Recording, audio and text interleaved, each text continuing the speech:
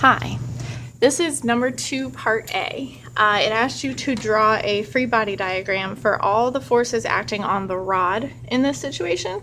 So here's our rod. We would have the weight of the rod acting in its center, at its center of mass. So that would be like the mass of the rod, which was 2 times g.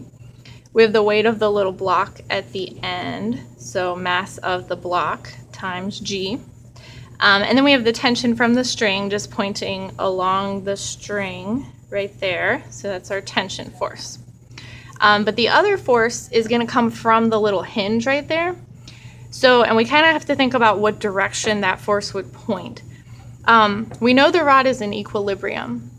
So with this tension force, there's a leftward component to that. There has to be a rightward force coming from somewhere to cancel that out. So we know the force from the hinge has to have a rightward component to it.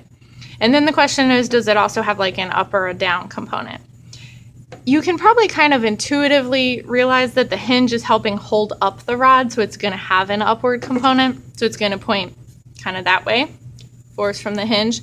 Another way you could think about it is when something's in equilibrium, the torque about any point you choose on the object has to be 0. So say you choose like this end of the rod right here as the point that you're going to think about torques about. The forces happening at the pivot point don't create any torque. So the only forces creating torque are this one and this one. Since that one's making the whole rod want to rotate this way, there's got to be an upward component to that making it want to rotate the other way so that the net torque is 0.